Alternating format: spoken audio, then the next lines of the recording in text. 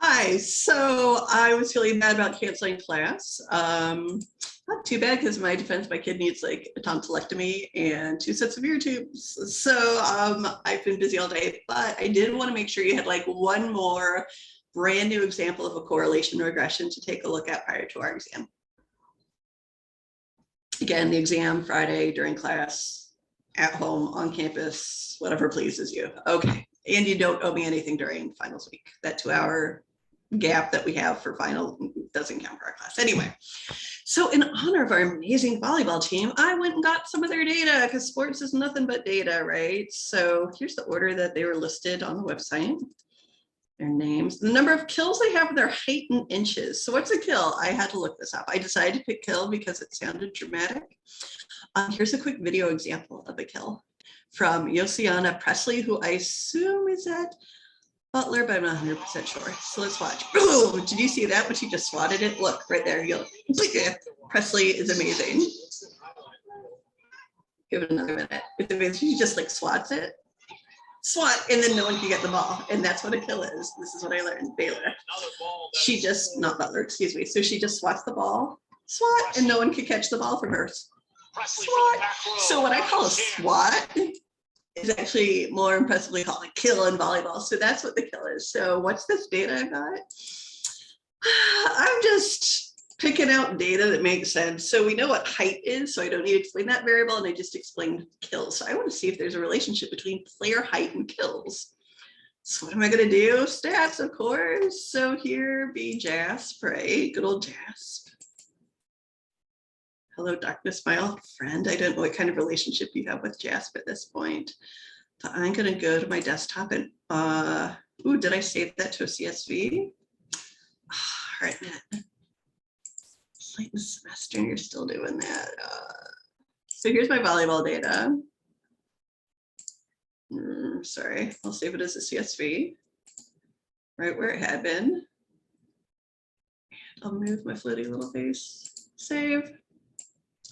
All right, now for reals, I'm gonna go to JASP. I'm gonna go to my desktop. And there's my volleyball data. We'll just give it a second there, it's coming along. All right, so here's the data. So again, what am I going to do? I'm gonna try to run a correlation on my data. So what do I need? I need to go to regression, correlation. And I'm going to put kills and height over into the same little box. I'm just going fast because y'all have a pause button, okay? So I can do 2 variables and they can go over there. And what else am I going to do? Display pair, look, it's really complicated. There's extra writing basically up there. If I display pairwise, boop, it's going to make it more low-key. Going to flag significant correlations with my correlation. And I'm going to make myself a wee little scatter plot of my data, all right? Beep, boop, pop. It's running. It's trying. I think having Zoom. Okay, there it is. Ooh, so this is what my scatter plot looks like. So it's kind of some weird data, right? Because there's a lot of people that don't get kills and there's some players that get tons of kills. Honestly, I assume it has to do with your position and your height. I don't know.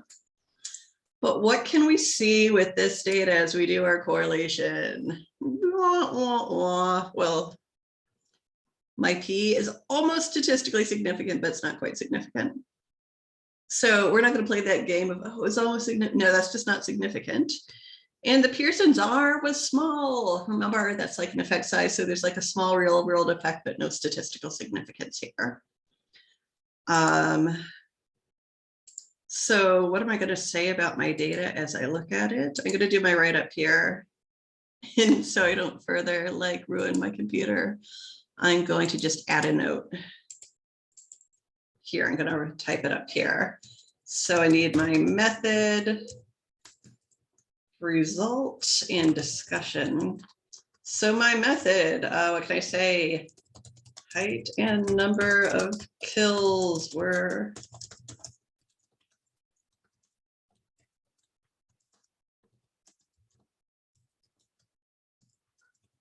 right. I don't need to.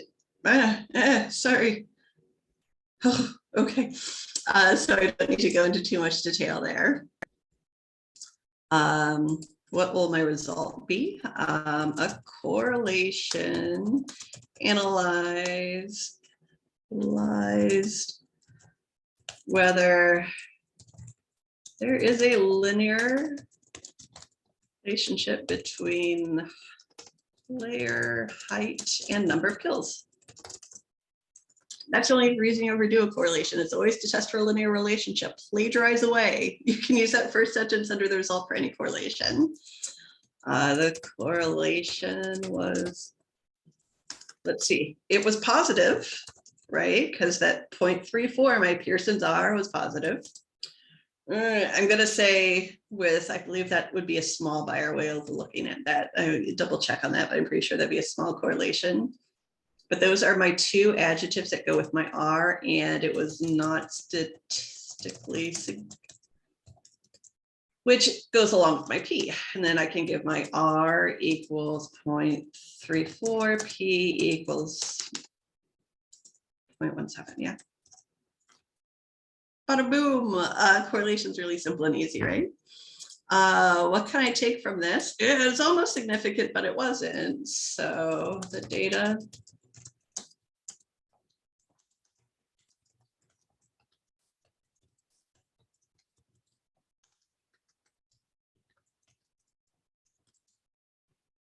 That's what my data shows me. If I do this as a correlation. Note, on exam day, you'll do a correlation and a regression on the same data set. I would recommend doing the correlation first because the correlation is really easy to make sense of. Like you kind of have your brain wrapped around this example now, right? I think it'll help you make better sense of the regression if you do the correlation first, because you already know that the regression is not going to be very impressive, right? Because the correlation wasn't. Why can I say that? Because they're both based in linear relationship. The correlation may just tell you like the covariance up and up or down and down or up and down. Regression gives you the line and the equation. So remember with regression, you get the formula, and the formula is a very big deal. So that's what I'm going to do now. I'm going to run a linear regression on this data. So for our purposes, let's say I want to see if height predicts number of kills, because then maybe Coach Darling would like predict if it was significant and if kills were really important. He might like predict at a certain height of player he's going to invite to be on our team because he needs a certain amount of kills. So height is my covariate. That's my X in my equation. And I'm going to use it to predict kills, or Y, my dependent variable, right? Remember, your Y variable, that which you are predicting, always goes into the dependent variable. Into your covariate goes X, or the variable that you're using to predict. So I'm using height, my covariate, to predict kills, my dependent. The one nice thing about regression, sorry, my 6-year-old's running on. One nice thing about regression is that you don't need to press many other buttons. Regression kind of comes out for you. And I'm a drawing on my screen. So remember, ignore this HO business. That's like the data that would look like if the null hypothesis was supported. So we're just gonna just ignore that, okay? And what do I need out of my data? I'm gonna highlight it in yellow. I'm gonna need my R squared. I need that, and that, and that, and that, right? So my R squared is itty bitty. So what is this saying? Like, again, what is R squared all about? R squared is this idea that we have shared variance, right? That was terrible, sorry. So this is a terrible circle. So this would be kills, and this would be height. And these circles represent like all of the reason these two things are different. How much shared variance is there? 11. Oh, that was terrible too. Sorry, I hope that you understand that's 0.11, right? That's the amount of shared variance. I'm not an artist. That's the amount of shared variance there is 0.11, which isn't a lot.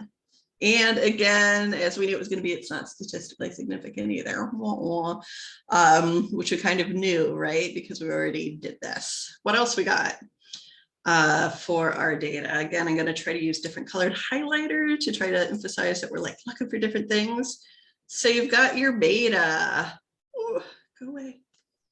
So we've got beta and T and P. And as a reminder, that is your beta, which means for every 1 unit change in X, how much changes there in Y. So what does that mean? For 1 unit change in height,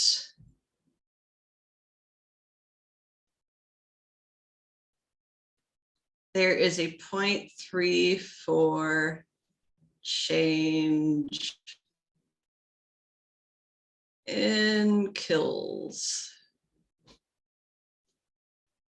Handwriting is as good as my drawing, but that's what beta gives you. Remember, beta is just fancy B, right? That's B, which we'll use for the regression equation shortly. Don't need it quite yet. But beta is fancy B, because what do statisticians love to do? We use Greek when we're feeling fancy. Mu and sigma and alpha, and now we have capital beta for the slope as it is standardized. And for every 1 unit change in height, which is our X variable, there's a 0.34 unit change in kills, which is our Y variable. And finally, what do you need from this increasingly confusing page? Oh, I meant to do highlighter, my bad. Ooh, let's not use pink. I already used pink. Let's use a nice relaxing blue. So what is that? Our y-intercept is -1290, and our slope is 19.48. We already knew that the relationship is positive, even if it's not significant. How else would we know that it's positive? Our b, which is height, is a positive number. And again, remember, the intercept is the intercept. So this would be A, because A is the y-intercept and intercept is labeled as intercept. Height is the B. How do we remember it's the other one? Because if it's not the intercept, it can only be the slope, because those are the two parts of the regression equation. Remember, y equals A plus bx. That's helpful, I don't know. And remember, height is B, which is the slope, and the fancy version of that is our beta. If you want, you can take a screenshot of this. I don't know if it's particularly informative because it's very messy, but at least it's not your first day seeing one of these. So hopefully this is just reinforcing what we've already done in this class. All right, so what's this write-up gonna look like? You okay, Artie? Yeah. Okay. Uh-oh, you're kidding me. Come on, Jasp. I really do think oh, it's not just you that's overwhelmed. My laptop doesn't take to this well either. Okay. So I'm gonna just do my write-up here. Maybe add note, okay. So I'm gonna do method, result, discussion. And then here is, I know your teachers are pretty anti-plagiarism, and they should be, but I'm just gonna tell you, this method section that I did for my correlation, it's the exact same as my method section for my regression, because you're looking for the same kind of data, right? 2 quantitative data points about the same thing. There it is. So if you do that on exam day, more power to you, save yourself some time. Results. Regression was performed to test whether X can predict Y. That's the only reason you ever do regression, to test whether X, which is player height, can predict number of kills. Slot. Boom. Anyway, so that's a kill. Just as a reminder, not to be silly at all, because that's ridiculous. Okay, so what am I going to talk about with? I'm going to talk about shared variance. The amount of shared variance was small. Why do we say that? My R squared, remember my R squared over here? My R squared was 0.11. That's like so tiny. And related to that was my ANOVA. So now I'm like looking below where I'm typing. So my F, my degree of freedom was 1/16.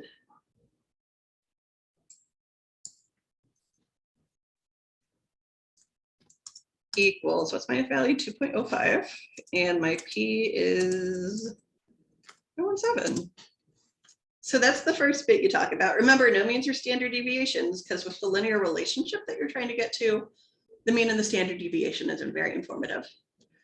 So I have shared variance, and that's all about R squared. Then I want to talk all about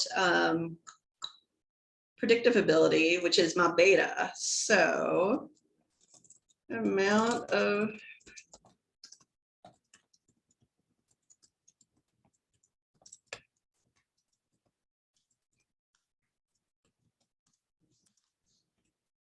scroll down a little bit here, my beta 0.34.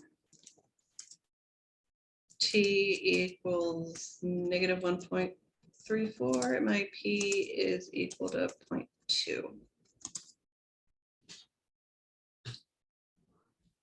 Wait, are you still on that? I am still on the thing. Can I help you in a minute? Yes. Okay. So discussion, what does this mean? Regression suggests that player height is not a good predictor of number of kills. Yeah, babe. Ooh. Is it in my purse still?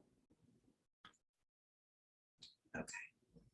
So last but not least, and this isn't part of the APA write-up, but you will be asked to do this on exam day, I need you to tell me what the formula is. And again, you wouldn't actually need the formula, right? Because it doesn't predict anything, but you can still get a formula out of it, and you still need to get a formula out of it. So again, what does that look like? Y equals A plus BX, yeah? So my Y variable here, just to be clear, is number of kills would be equal to A, which is my Y-intercept, and my A down here is this negative 1290. Negative 1290.22 plus my slope, which is height, which is 19.48 times player height. So what would this look like? Let's say it's not predictive. So I'm going to do negative 12900 plus 22 plus 19.48 times your shoddy stats professor is like 63 inches tall. So what would this look like?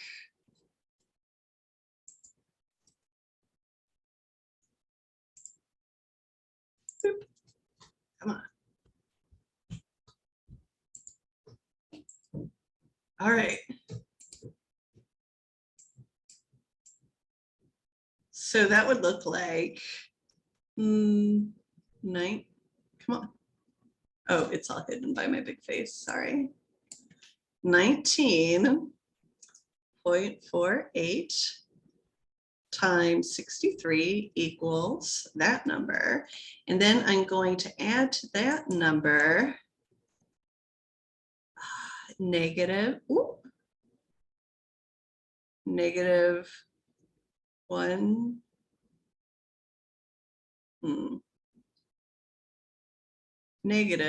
1. I don't like this at all. Sorry. I'm going to clear that all up. So I have 63 times 19.48, which equals, let me get a pen. Oh, yes.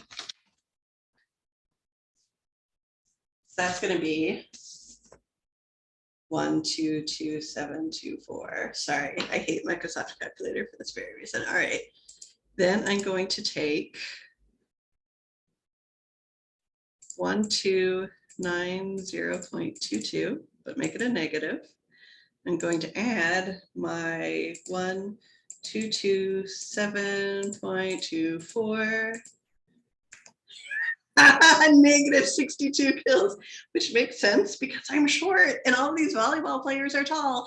Also, there's not much predictive ability. Note, I know I have no natural athletic skills. It's not like I could actually score an anti-kill or anything, but mathematically it works out. Mathematically, this can happen if you are short and completely useless as an NCAA volleyball player. Kind of funny. Okay, that's what I've got. You guys have plenty of time still to study, but I will see you during regular class time for an exam. And if I don't see you, I will be available via email during our exam time if you opt to take it from home. Good luck. I know it's a crazy week. I'm rooting for you. I think you guys are going to do good. Okay, bye, boss. Oh, wait, how do I do it? Oh, edit.